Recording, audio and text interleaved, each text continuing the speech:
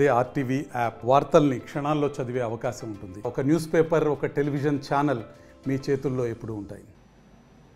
దేశపతి శ్రీనివాస్ గారు దానిలో గద్దరన్న పేరు మీద నంది అవార్డులని గద్దర్ అవార్డ్స్గా మార్చడం ఇప్పటికీ అనౌన్స్ చేయడం జరిగింది గౌరవ ముఖ్యమంత్రి గారు. దానికోసం సినిమాటోగ్రఫీ మినిస్టర్గా నేనే విధి విధానాలను రూపొందించడానికి ఒక కమిటీని వేస్తున్నాం. ప్రముఖ సినిమా రచయితలు కానీ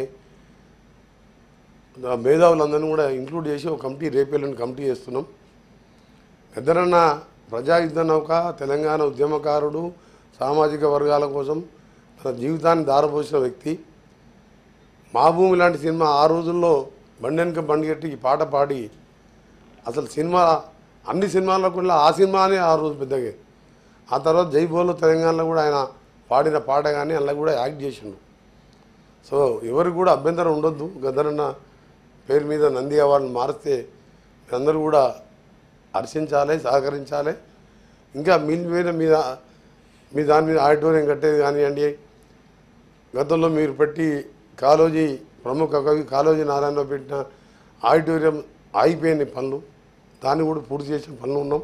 త్వరలోనే దాన్ని కూడా పూర్తి చేపిస్తాం. తప్పకుండా కవులు కళాకారుని గౌరవిస్తూనే గద్దర్ గారి ప్రత్యేకమైన స్థానం. తెలంగాణ ఉద్యమంలో ఆయన పాడిన పాటలతోని ఉద్యమం ఇంకా ఉవ్వెత్తున లేచినది. ఆ నంది అవార్డులు ఆ కమిటీ కూడా రేపు 2-3 రోజులు చేయబోతున్నాం. శ్రీమతి కల్వకుంట్ల కవిత గారు. అధ్యక్ష ధన్యవాదాలు అధ్యక్ష.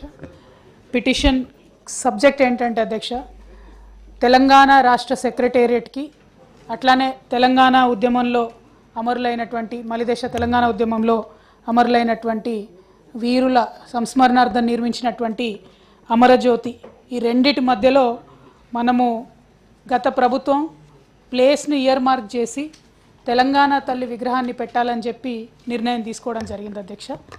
ఇప్పుడు వచ్చినటువంటి ప్రభుత్వం మరి తెలంగాణ తల్లి స్టాచ్యూ ప్లేస్లో గౌరవ భారతదేశ పూర్వ ప్రధానమంత్రి రాజీవ్ గాంధీ గారి స్టాచ్యూ పెడతామని చెప్పి నిర్ణయం చేసుకొని నిన్న అక్కడ ఫౌండేషన్ స్టోన్ వేయడం జరిగింది అధ్యక్ష.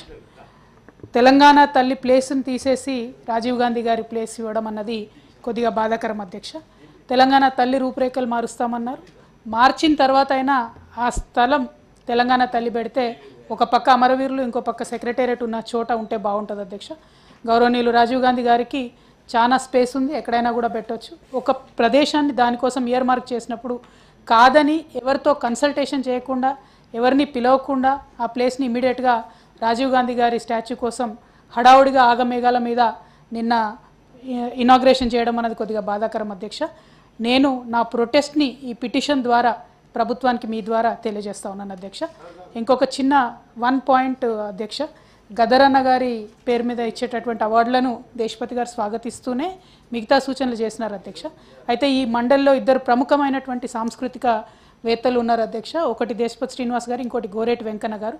గద్దరన్న పేరు మీద వేసేటటువంటి కమిటీలో పెద్దల మండలిలో ఉన్నటువంటి వారిద్దరికీ కూడా స్థానం కల్పిస్తే ఇంకా మంచి సూచనలు వచ్చేటటువంటి అవకాశం ఉంటుందని చెప్పి నేను ప్రభుత్వానికి సూచన చేస్తూ ఉన్నాను అధ్యక్ష. బట్ నా పిటిషన్ ద్వారా మాత్రం నేను ప్రభుత్వానికి నా ప్రొటెస్ట్ని తెలియజేస్తా ఉన్నాను అధ్యక్ష. Thank you. గౌరవ మంత్రి కవిత గారు, అంటే పిటిషన్ రూపంలో ఇస్తే నేను రెస్పాండ్ అయ్యేవాను కాదు, మైక్లో మాట్లాడింది కాబట్టి రెస్పాండ్ కాదు. హడావుడి ఏం లేదు. R&B శాఖ ద్వారానే అక్కడ రాజీవ్ గాంధీ విగ్రహం పెట్టాలని నిర్ణయించుకొని నిన్న శంకుస్థాపన చేయడం జరిగింది. తెలుగు విషయానికి వస్తే తెలంగాణ తల్లిని కొద్దిగా రూపురేఖలు మార్చి గ్రామీణ ప్రాంతంలో మహిళలు ఎట్లుంటారో ఆ విధంగా వజ్ర వైడ్యూరాలతో కాకుండా పెట్టాలని మేము క్యాబినెట్లో తీసుకున్న నిర్ణయం అధ్యక్ష. తప్పకుండా దానికి సరైన స్థలంలో సామాజిక స్ఫూర్తి, గ్రామీణ మహిళలు, అక్కా చెల్లెల్ని కలపాలి. రాణి ఆ రోజు చాకలి ఐలమ్మ లాంటి స్ఫూర్తి రావాలి. ఇది బంగారం, వజ్ర వైడూరాలు, కిరీటాలు పెట్టుకునే తెలంగాణ కాదు.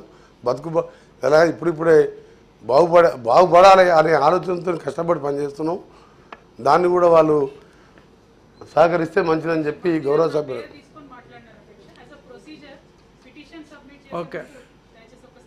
చేసినప్పుడు అధ్యక్ష నేను హడావుడిగా తీసుకున్న నిర్ణయం ఒక భారత మాజీ ప్రధానమంత్రి భారత ఆయన దేశం కోసం ప్రాణాలు వదిలిపోయిండు. వాళ్ళ కుటుంబం వాళ్ళ అమ్మగారు దేశం కోసం చనిపోయి ఐక్యంగా ఉంచాలని. అలాంటి మహనీయుని విగ్రహం పెట్టినప్పుడు అభ్యంతరం చెప్పకూడదు. తెలంగాణ తల్లి విగ్రహం కావాలంటే ఎక్కడ కావాలో మీరు కూడా సలహాలు ఇవ్వండి. ఆ కమిటీలో దేశపతి శ్రీనివాస్ గారు సలహాలు తీసుకుంటాం. మీరు కూడా ఎక్కడ పెట్టాలని చెప్పండి, దాన్ని కూడా పెడతాం అని. రాజీవ్ గాంధీ ఇలా మామూలు వ్యక్తి కాదబ్బా.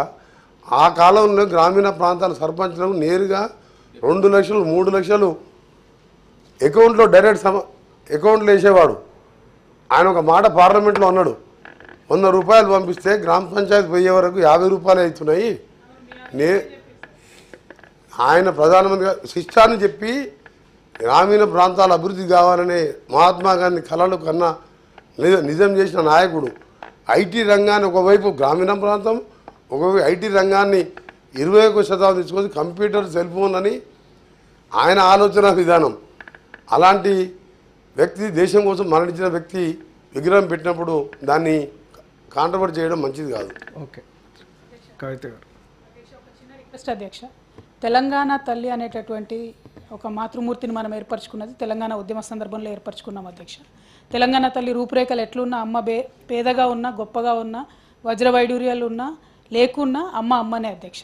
మేము అనేది ఏంటంటే తెలంగాణ తల్లి రూపురేఖలు ఈ ప్రభుత్వం మార్చాలనుకుంటే వారి ఇష్టం అధ్యక్ష. ప్రజలందరి సహకారంతో మార్చవచ్చు, ఇబ్బంది ఏం లేదు.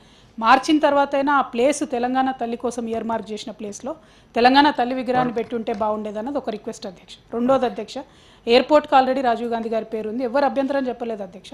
రాజీవ్ గాంధీ గారు కానీ ఎవరైనా మన ప్రధానమంత్రులు మనం గౌరవించుకోవాల్సిందే.